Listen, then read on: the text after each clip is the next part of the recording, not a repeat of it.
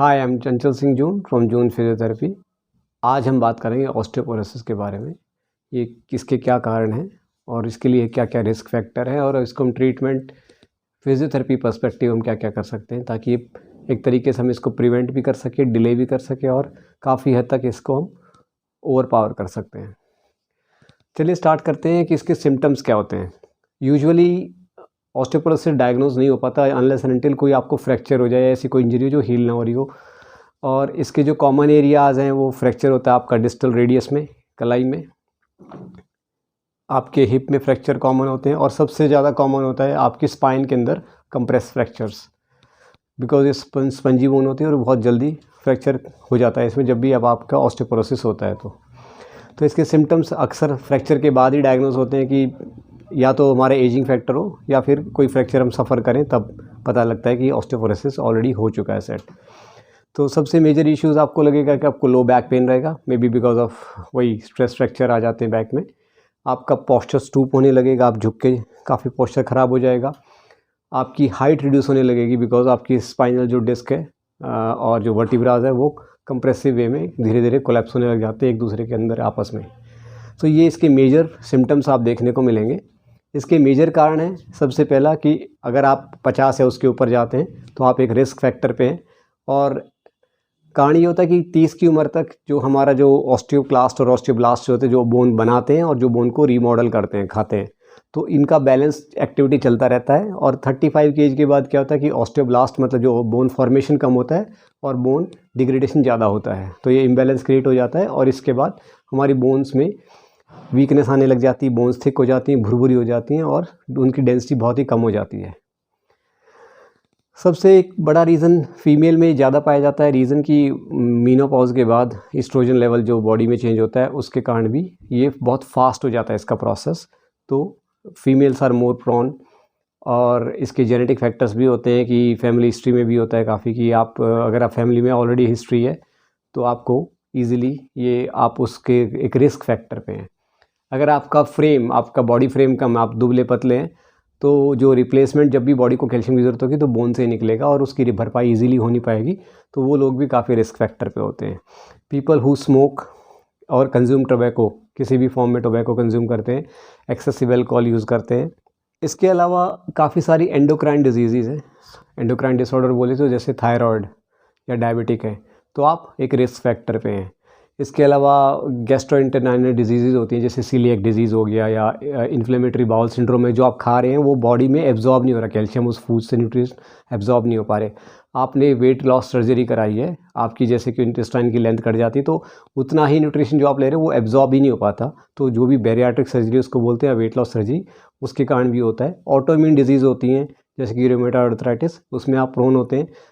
Blood disorder होते हैं जैसे मल्टीपल मायलोमा, ये एक फैक्टर है। डायूरेटिक्स आप लेते हैं कि आप ब्लड प्रेशर को घटाने के लिए डायूरेटिक्स का यूज़ करते हैं, तो फिर भी इसमें भी ये भी एक रिस्क फैक्टर है। इसके अलावा कॉर्टिकोस्टेरॉइड, मतलब कि काफ़ी लोग स्टेरॉइड मेडिसिन लॉन्ग टर्म के लिए लेते हैं जैसे कि प्रेडनिसोलोन या कॉर्टिकोस्टेरॉइड दूसरी तरह के, अगर आप कंज्यूम लॉन्ग ड्यूरेशन तक करते हैं तो वो बोन लॉस का एक मेन कारण होता है। इसके अलावा जो अगर आपको सीजर्स है, एपिलेप्टिक सीजर्स है या किसी भी टाइप के मेडिसिन उसके लिए आप ले रहे हैं, वो एक रीज़न है। इसके अलावा हार्मोन थेरेपी जैसे कि प्रोस्टेट या ब्रेस्ट कैंसर में हम हार्मोन रिप्लेसमेंट थेरेपी लेते हैं, तो वो भी एक काफ़ी एक रिस्क फैक्टर है। एंटीकोगुलेंट, खून को पतला करने के लिए कुछ मेडिसिन लेते हैं, वो एक अनदर रीज़न है। और सबसे important reason lack of physical exercise, physical ability to workout घटता है तो हमारा बोन डेंसिटी अपने आप नीचे गिरने लग जाता है। और अदर फैक्टर है कि आपका डाइट के अंदर विटामिन डी और कैल्शियम का इंटेक कम होना, तो ये मेजर रीजन या रिस्क फैक्टर आप इनको बोल सकते हैं जिनके कारण कि आप ऑस्टियोपोरोसिस के सफ़र होने से काफ़ी चांसेस हैं। अब इसके डायग्नोसिस के लिए क्या किया जाता है कि यूजुअली जैसे मैंने बताया कि अगर कई बार क्या होता है कि हमारा पोस्चर इतना ख़राब ना हो जाए, हमारी एबिलिटी एक्सरसाइज को करने की घट ना जाए, या फिर हमें जनरल बॉडी पेन्स या हमारी हाइट नहीं घट जाती, ये सब तो कॉमन फैक्टर जैसे हमने बाद में पहले बात की थी वो तो है ही। बिकॉज इसके अलावा जो कॉमन फ्रैक्चर्स हो जाते हैं कई बार, तो तभी पता लगता है कि ऑस्टियोपोरोटिक हैं। तो इसके डायग्नोसिस के लिए हम या तो हम टिपिकली एक्सरे के सारे जाते हैं जिसमें कि हमें बोन लॉस या ट्रेबेकुलर सिस्टम जो बोन डेंसिटी वो घटी हुई दिखती है। इसके अलावा जो इम्पॉर्टेंट टेस्ट है वो है डेक्स का स्कैन। इसके अंदर हमारा जो जेड स्कोर है वो देखा जाता है। अगर आपका -2.5 या उससे नीचे है तो आप ऑस्टियोपोरोटिक हैं। तो अगर आप -1 या उससे ऊपर हैं तो आप नॉर्मल हैं। 1.1 माइनस से लेके -2.4 तक आप ऑस्टियोपेनिया होता है। ऑस्टियोपेनिया में क्या होता है, ऑस्टियोपोरोसिस से जस्ट पहले की स्टेज होती है कि इसमें आप ऑस्टियोपोरोसिस की तरफ जा रहे हैं, तो रिवर्सिबल होता है काफ़ी हद तक। तो अब हम इसकी ट्रीटमेंट की बात करते हैं, जिसके लिए हम ये वीडियो बना रहे हैं। तो मेन स्टे हम फोकस करेंगे एक्सरसाइज पे, राइट। इसके अलावा हम काफ़ी जो ट्रीटमेंट लेते हैं उसमें विटामिन डी और कैल्शियम के और अदर मिनरल्स के सप्लीमेंट्स को रिप्लेसमेंट थेरेपी भी देते हैं, वो तो अपनी जगह पे है। और मेडिकेशंस होती हैं जिसमें कि हम हार्मोनल थेरेपी देते हैं, बाइफॉस्फोनेट देते हैं, पैराथायरॉयड हार्मोन एनालॉग्स देते हैं। इसके अलावा हम डेनोजुमैब और रोमोजुमैब टाइप के इंजेक्शंस भी देते हैं। तो इसके बारे में हम डिस्कस नहीं करेंगे because doctor will be right person for those medications. लेकिन हम आज बात करेंगे एक्सरसाइजेज के बारे में जो हम कर सकते हैं इसको प्रिवेंट करने के लिए। इसको क्योर भी कर सकते हैं, काफ़ी हद तक रिवर्सिबल है। और अगर हम इसको टाइम से एक्सरसाइज शुरू करते हैं तो we can do a lot. So let's start the exercises. So the first exercise जो हम करेंगे उसमें अपने एंकल से शुरू करेंगे। मोबिलिटी एक्सरसाइज हो जाएगी और वेट बेयरिंग भी। तो हम एंकल के हील रेजेस करेंगे, यानी कि एड़ी उठाने की एक्सरसाइजेस। सो इसके लिए आप सपोर्ट ले सकते हैं वॉल का, और अपने जो पैर है वो थोड़ा दूर खड़े हो सकते हैं वॉल से। और सिंपल आपको अपना हील रेज करना है। तो आप दोनों पैर से स्टार्ट करेंगे, up and down, up and down. ये एक सिंपल एक्सरसाइज है जो आप कर सकते हैं। इसके स्टार्ट करेंगे 8 रेपिटेशन से, फिर आप 10, 15 और 20 तक जाएंगे। जब आप इसमें एक्सपर्ट हो जाएं, आप कंफर्टेबल हो, उसका प्रोग्रेशन ये होता है। उसका आगे बढ़ने के लिए आप सिंगल लेग पे भी करेंगे। उसके बाद जब तक आप दोनों लेग पे कंफर्टेबल नहीं होते तब तक आप सिंगल पे नहीं आएंगे। उसके बाद सिंगल लेग पे आएंगे और वही रेपिटेशन आप करेंगे 8 का रेपिटेशन एक सेट। उसके बाद आप बढ़ा के 10, 15 और फिर 20 तक जाएंगे। तो ये थी हमारी पहली एक्सरसाइज। नेक्स्ट एक्सरसाइज में हम स्टेप अप करेंगे।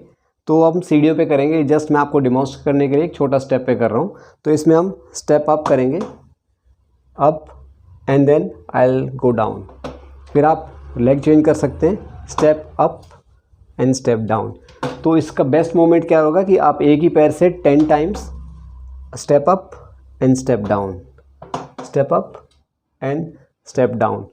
इससे आपके क्वाड्स भी एक्टिवेट होंगे और आपकी मोबिलिटी अच्छी रहेगी। तो आप पहले एक साइड से फिर दूसरे साइड से रिपीट कर सकते हैं। और जब आप एक्सपर्ट हो जाएं, मतलब बिकॉज ये सारी एक्सरसाइज यूजुअली एल्डरली एज में करनी पड़ती हैं, अनलेस एंड अनटिल आपको किसी और कारण से ऑस्टियोपोरोसिस एक कम उम्र में ना हो जाए। तो आप सिंपल स्टेप क्लाइंबिंग, आप एक स्टेप चढ़ना शुरू करेंगे और फिर एक स्टेप उतरना शुरू करेंगे। एट टाइम्स ये हो सकता है कि मैं इस लेग से चढ़ूँ और फिर मैं इसी लेग से आगे चढ़ूँ। इसका कारण ये होता है कि जब एक एज के बाद ऑस्टियोआर्थराइटिस आता है और उसी एज में आपको ऑस्टियोपोरोटिक कंडीशन भी होती है, तो आपके जॉइंट भी कॉम्प्रोमाइज स्टेट में होते हैं। तो धीरे धीरे आपको प्रोग्रेशन करना है इस चीज़ का। इसके बाद नेक्स्ट एक्सरसाइज पे चलते हैं। नेक्स्ट एक्सरसाइज होगी, उसमें हम करेंगे सिटेड चेयर स्क्वाट्स। तो जैसे हम एल्डरली केस में अगर कर रहे हैं तो हमारे को सपोर्ट चाहिए बिकॉज उनका स्क्वाट कैपेसिटी अच्छा नहीं होता। तो हम एक बेंच या किसी चेयर के सहारे करेंगे इसको। एक स्टेबल सरफेस होना चाहिए, वो ज़्यादा हिले डुले ना, ऐसा नहीं कि कैस्टर वाली चेयर पे करें। आप हाथों को बांध लेंगे and simply sit and get up. Simply sit, your nose आपके घुटनों पे आएगा एंड देन आप एफर्ट के साथ दोनों पैरों को प्रेस करके बैठ जाएंगे और फिर खड़े हो जाएंगे इसी तरीके से। तो इसके हम 8 रेपिटेशन से शुरू करेंगे। सो उसके बाद 10, 15 और 20 तक जाएंगे और फिर हम अपनी कैपेसिटी के हिसाब से इसके रेपिटेशंस और सेट्स बना सकते हैं। तो स्टार्टिंग विद सिंपल स्क्वाट्स। इसको आप मॉडिफाई कर सकते हैं लंजेस में। तो लंजेस सिंपल होते हैं। लंजेस के लिए आपको कुछ नहीं करना, आपको एक ब्रॉड बेस में खड़े होना है एंड देन आप अपने लेग्स को थोड़ा सा नीचे और थोड़ा ऊपर कर सकते हैं। तो ये आपकी कैपेबिलिटी के हिसाब से होता है। अगर आप कंफर्टेबल नहीं तो आप स्क्वाट्स ही करें। तो एक इस तरीके से आप कर सकते हैं और फिर आप अपने लेग को आगे पीछे चेंज भी कर सकते हैं। तो आपका आगे वाला घुटना और पीछे वाला घुटना एक साथ मुड़ेगा।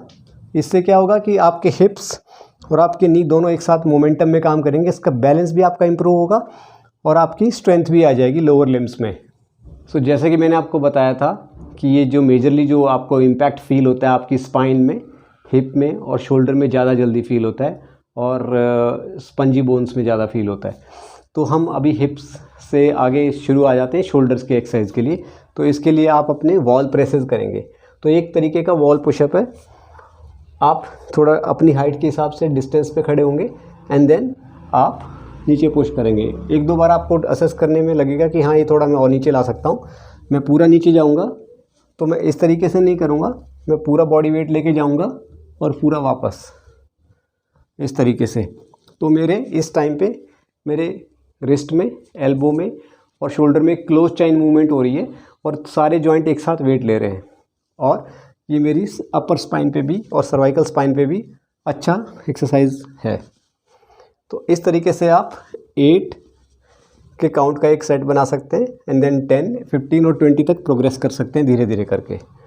तो ये मूवमेंट है जो आपको करनी है वॉल प्रेसेस के साथ, या हम को वॉल पुशअप्स भी बोल सकते हैं। तो एक क्विक रिकैप करते हैं। जो भी एक्सरसाइज हमने बताई है उसका एक मोटिव मेन है कि जिस बोन पे आपको एक्सरसाइज करना है उस पर ज़्यादा से ज़्यादा स्ट्रेस डालना है। स्ट्रेस वेट ट्रेनिंग में ही होता है। जब आप एक्सपर्ट हो जाते हैं, हमने बिल्कुल बेस मिनिमम एक्सरसाइज शुरू करी थी। पहली चीज़, इसको टाइम रहते संभालिए, रेगुलर चेकअप्स कराइए, अपने विटामिन डी और कैल्शियम लेवल्स को मॉनिटर करिए। सप्लीमेंट्स के लेने की ज़रूरत है तो सप्लीमेंट तो लीजिए, साथ में वेट ट्रेनिंग एक्सरसाइज को मत छोड़िए। ऐसा ज़रूर हो सकता है कि आपको रोज़ करने का टाइम ना मिले, but 4 times to 5 times a week आप अपने लिए समय निकाल सकते हैं। एक्सरसाइज थोड़ा करें बट स्ट्रेसफुल हो, अच्छे खासे वेट से करें ताकि आपको बेनिफिट कम टाइम में अच्छे से मिले। आप अपने एल्डरली या people who are suffering from weaknesses due to age, आप उनको शेयर करेंगे ताकि ये वीडियो ज़्यादा से ज़्यादा लोगों को पहुंच सके। आई होप आपको इस वीडियो में जो जानकारी दी गई है वो पसंद आई होगी और आप इसको आगे भी शेयर कर सकते हैं। So like, share and subscribe our channel and share this video ahead. Thank you for watching.